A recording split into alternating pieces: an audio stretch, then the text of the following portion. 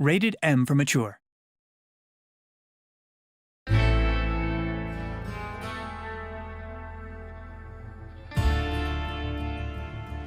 Desperados III is a real-time tactical stealth game.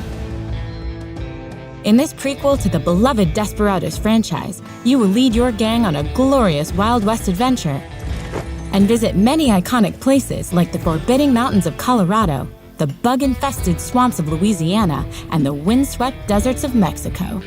You will also get to experience the origin story of John Cooper and the rest of his gang. Now, let me make the introductions. The leader of the group is Cooper, a drifter and gunslinger who can kill quietly with a knife or take out multiple foes with his 2 revolvers. Strongman Hector carries a giant bear trap and can slay the toughest opponents with his trusty axe. Doc Mccoy, cold-blooded bounty hunter, likes to be methodical, using lures, knockout gas, and his buntline special to take out his enemies from a distance without making much noise. Kate can fool the enemy with the right outfit and kill discreetly with her hidden gun. Isabel uses jinxes and poison darts to manipulate and control the enemy's minds. And there are a lot of enemies. In Desperados III, you are always outnumbered, but you will quickly learn to read situations. By displaying the view cone of your enemy, you can check precisely what they can see. By crouching, the dark area can be passed through safely. But if you stand up or enter the bright area of the view cone, the enemy will start to detect you. The view cone will then fill up with yellow. If you manage to escape in time, they won't see you, and everything will be fine.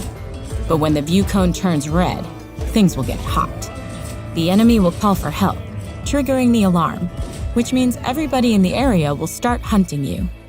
And as if this wasn't enough, the alarm also triggers reinforcements who will come rushing out of guardhouses. If you manage to hide from the hunting party, the search will stop after a while, but the reinforcements will stay and patrol the area. In Desperados III, you have to think before you act. Simply running blindly into situations won't get you far. This is why quick saving and quick loading is an essential part of the gameplay.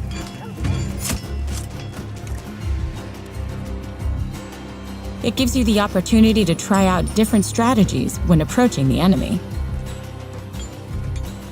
But now, let's see how we can use our gang's skills to show the enemy who's boss.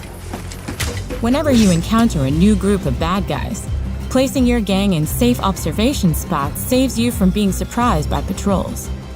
You will quickly get a sense of blind spots or weaknesses in their routine.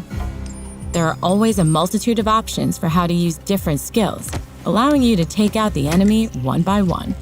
A very simple example would be Cooper's coin distraction trick that allows Doc to make that guard disappear. After you take out a guard, don't forget to hide the body. Dead or tied up enemies will also trigger the alarm if they are found by their buddies. There are many ways to get rid of your victims, like dragging them into bushes, throwing them down cliffs, leaving them in shallow water, or hiding them in a wardrobe. Any trouble? Nope, nothing.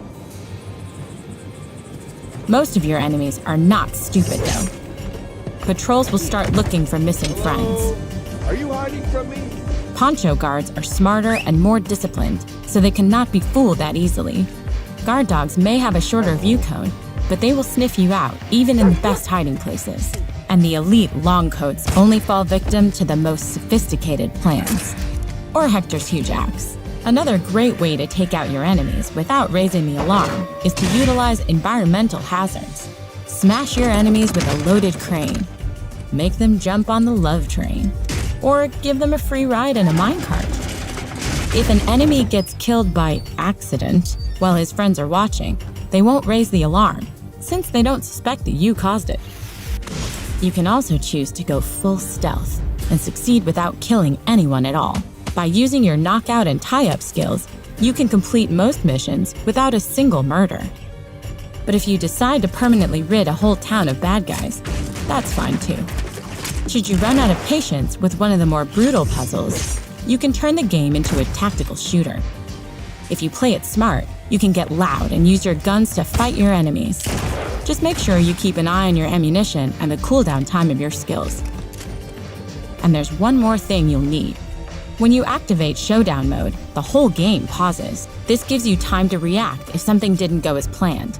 Showdown Mode is your best friend if you want to get everything out of Desperados 3. Instead of loading a save game, you now have the means to get through hairy situations, even when the alarm has already been raised. And if you think pausing the game is too lily-livered for you, you can turn it off in the options menu. More often, you will use Showdown Mode for planning complex actions. You can give each of your gang members a distinct command, which they will then execute simultaneously. This gives you the opportunity to take down multiple enemies at once, even when they watch each other closely. That said, you can also use Showdown Mode to elevate your gun skills to the next level.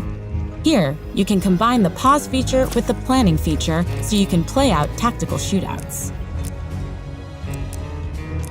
Coordinate your attacks, draw attention away from your friends, and play cat and mouse while your guns reload. Whatever your approach is, just make sure that in the end, no enemy is left to tell anyone what hit them. Desperados 3 launches on June 16, 2020 for PlayStation 4, Xbox One, and PC.